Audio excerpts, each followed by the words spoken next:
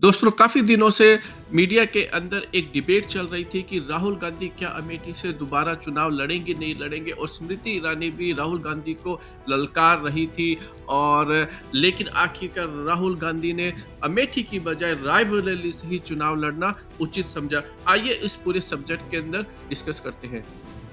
दोस्तों आप सभी को पता होगा कि 2014 के अंदर राहुल गांधी ने स्मृति ईरानी को इलेक्शन में हरा दिया था, लेकिन 2019 के इलेक्शन के अंदर स्मृति ईरानी ने राहुल गांधी को इलेक्शन हरा दिया था। और स्मृति ईरानी जो है वो राहुल गांधी से फिर से जो है कंटेस्ट करना चाहती थी और राहुल गांधी को फिर से जो है इलेक्शन में हराने की बात कह रही थी। लेकिन कांग्रेस और राहुल गांधी ने इस बात का डिसीजन लिया कि राहुल गांधी अमेठी की बजाय जो है वो रायबरेली से चुनाव लड़ेंगे। और जैसे ही ये खबर आई दोस्तों, पूरे देश के अंदर एक भूचाल सा आ गया और खास करके जो बीजेपी के जो सपोर्टर्स हैं और जो मीडिया पर्सन है वो ये कहने लग गए कि राहुल गांधी जो कि बार बार कहते हैं डरो मत का नारा लगाते हैं, वो खुद ही जो है डर कर अमेठी से भागकर रायबरेली पहुंच गए हैं। दोस्तों जिस तरीके से वॉर को जीतने के लिए कभी कभी स्ट्रेटेजी की जरूरत पड़ती है, जिस तरीके से इलेक्शंस को जीतने के लिए भी बहुत सारी जो है स्ट्रेटेजी जो है यूज करनी पड़ती है। आप सबको ये नहीं भूलना चाहिए कि भगवान श्री कृष्ण भी जो है वो रण छोड़कर भाग गए थे, इसलिए उनका एक नाम रण छोड़ भी कहलाता है। ठीक उसी तरीके से राहुल गांधी ये नहीं चाहते थे कि स्मृति ईरानी को ये मौका मिले और पूरी बीजेपी जो है उनको मौका मिले, नहीं तो राहुल गांधी जो है अपने पूरे इलेक्शन का टाइम अमेठी में उनको लगाना पड़ता। अब राहुल गांधी फ्री हो गए हैं और वो जो है पूरे देश में जो है कैंपेनिंग करते रहेंगे और साथ में जो है अमेठी की सीट को भी वो जो है अंत में जीत ही लेंगे। और दूसरी तरफ हमें ये नहीं भूलना चाहिए कि राहुल गांधी वायनाड से ऑलरेडी जो है इलेक्शन लड़ रहे हैं और अगर वो अमेठी से इलेक्शन लड़ते और जीत जाते तो उनको वायनाड या अमेठी में से किसी एक को छोड़ना पड़ता। अगर वो अमेठी को छोड़ते हैं तो स्मृति ईरानी फिर से वहां से कंटेस्ट करके जीत सकती थी। अब इस केस के अंदर अगर स्मृति ईरानी गलती से अगर अमेठी जीत भी जाती है और राहुल गांधी अगर रायबरेली अगर जीत लेते हैं तो फिर बाई इलेक्शन के अंदर हो सकता है कि प्रियंका गांधी जो है वो रायबरेली के अंदर इलेक्शन लड़े और वहां से वहां पे जीतकर एमपी बन जाए।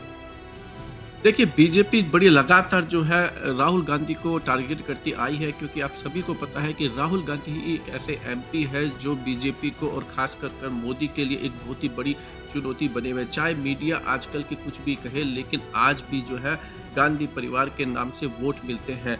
जहां पर राहुल गांधी का कैंपेन जो है वो अनएम्प्लॉयमेंट, प्राइस राइज, महंगाई और दूसरे जो जनता के मुद्दों से के ऊपर है, वही जो भारत के प्रधानमंत्री श्री नरेंद्र मोदी जी हैं वो हिंदू मुसलमान की राजनीति कर रहे हैं और वो जो है झूठी झूठी बात करके जो है कैंपेन को अपना चला रहे हैं और उसके थ्रू इलेक्शन जीतने की कोशिश कर रहे हैं।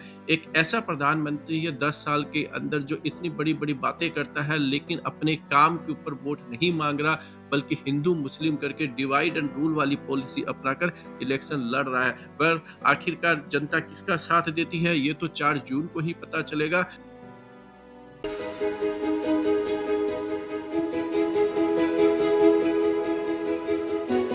कांग्रेस पार्टी की सरकार आएगी, सब संस्थाओं में, हर इंस्टीट्यूशन में, मीडिया में, सरकार में, लोकसभा, विधानसभा, पंचायतों में महिलाओं की भागीदारी हो। इसीलिए मैनिफेस्टो में कांग्रेस पार्टी ने 5 ऐतिहासिक अनाउंसमेंट किए। सबसे पहला, हिंदुस्तान की हर गरीब महिला को, चाहे वो मजदूरी करे, खेती करे, छोटा जॉब करे, सीधे बैंक अकाउंट में हिंदुस्तान की सरकार साल के 1 लाख रुपए देगी। दूसरा ऐतिहासिक काम, सरकारी जॉब्स में महिलाओं को 50% आरक्षण। हर सरकारी ऑफिस में कुछ ही सालों में आपको 50% महिलाएं दिखेंगी। आशा, आंगनवाड़ी और मिड डे मील में जो काम करती हैं, सेंट्रल गवर्नमेंट का जो भाग है, जो शेयर है, उसको हम दुगना कर देंगे। हर पंचायत में एक अधिकार मैत्री को हम अपॉइंट करेंगे। वो महिलाओं को उनके अधिकारों के बारे में समझाएंगी और उनके अधिकारों के लिए उनके साथ मिलकर लड़ेंगे। और आखिरी काम, सावित्री फुले जी की जन्मभूमि है, तो उनके याद में हम हर डिस्ट्रिक्ट में महिलाओं के लिए हॉस्टल खोलेंगे। जो महिलाएं काम करती हैं, जॉब करती हैं, उनको वहाँ पे सिक्योरिटी मिलेगी, अच्छा भोजन मिलेगा। तो हर डिस्ट्रिक्ट में हम एक सावित्री फुले महिला हॉस्टल खोलने जा रहे हैं। तो हम आपके लिए दरवाजा खोलने का काम कर रहे हैं। क्रांतिकारी कदम है ये। आज के इस वीडियो में दोस्तों इतना ही। आप बताइए आप इस पूरे मुद्दे के ऊपर क्या सोचते हैं और अपनी ओपिनियन कमेंट सेक्शन में जरूर बताइए। हमारे चैनल को सब्सक्राइब कीजिए और हमारे वीडियो को ज़्यादा से ज़्यादा लाइक कीजिए और शेयर कीजिए।